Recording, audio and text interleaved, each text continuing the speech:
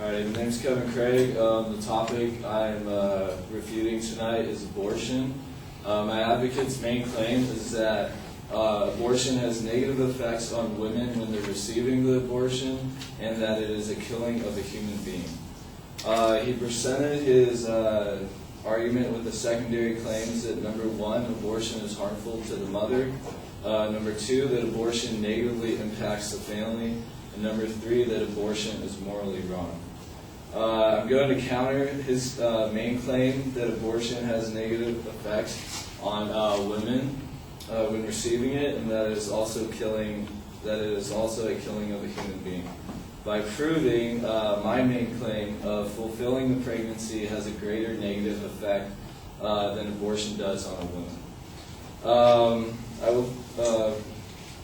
I will prove this by my counterclaims against his secondary claims, which my counterclaims are: one, fulfilling the pregnancy can cause physical damage or danger to the mother, and also emotional damage to the mother and father. Also, raising the child impacts the family greater than an abortion does. And three, that the advocate's third claim is a claim of value and not a claim of fact.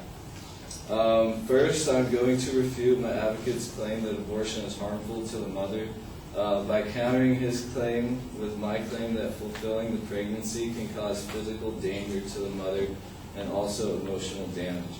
My advocate stated that abortion causes health risks to women, but the contrary can also be true while women are carrying out the pregnancy.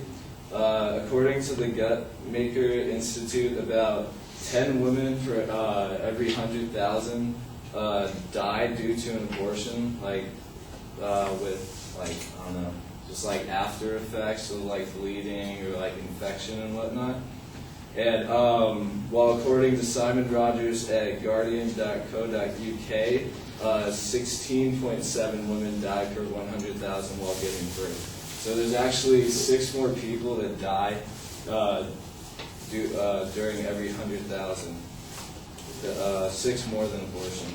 So along with health risks, my advocate claimed that abortion causes psychological damage. He claimed that it is hard to cope with the abortion and that there is post-abortion syndrome disorder.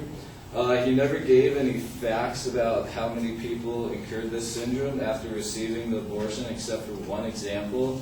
It was only one person, and that's all he had. He didn't have any other numbers. But as a counter to his syndrome, the connection can also be made that giving up your child for adoption can lead to post-traumatic stress disorder. According to a survey by Jay Kelly, 96% of the 79 participants that she surveyed claimed that giving up their child to abortion after they had the child was a very traumatic experience. And next, I'm going to refute my advocate's claim that abortion negatively impacts the family. First off, my advocate mentioned that men, along with women, have a hard time dealing with the abortion. And my advocate's main claim was that abortion has negative effects on women. He didn't say anything about how in his main claim that it affects men or whatnot like that. So it's pretty much useless information. My advocate's second supporting claim was that it affects the family, and I'm going to counter that and show you that having and raising a child has a greater effect on a family. Getting an abortion in the first trimester, according to positive.org, costs around $350. And according to Lila M. Alphonse from Boston.com, she states that the U.S. Department of Agriculture calculated the cost of raising a child through age 17, and that was $291,570. As you can see, it's a lot more costly to the parents and everybody that to raise the child than to have the abortion.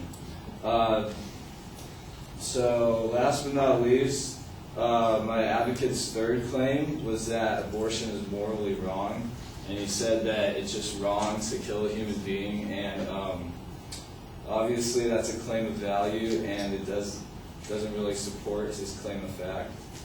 So, in conclusion, based off the counter-arguments I provided, which are fulfilling the pregnancy can cause physical danger to the mother and also emotional damage to the parents. Number two, raising the child impacts the family more than abortion does. And number three, the advocate's third claim is a claim of value and not fact. I've shown that fulfilling the pregnancy has a greater negative effect than abortion does on a woman.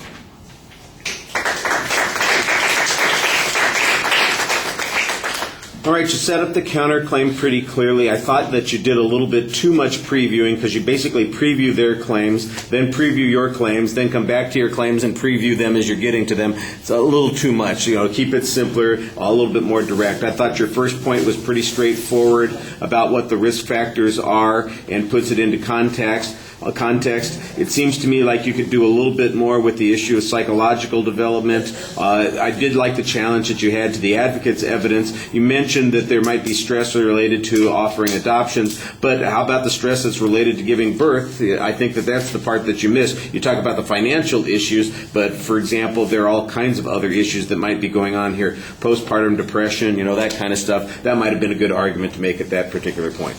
All right, Tori.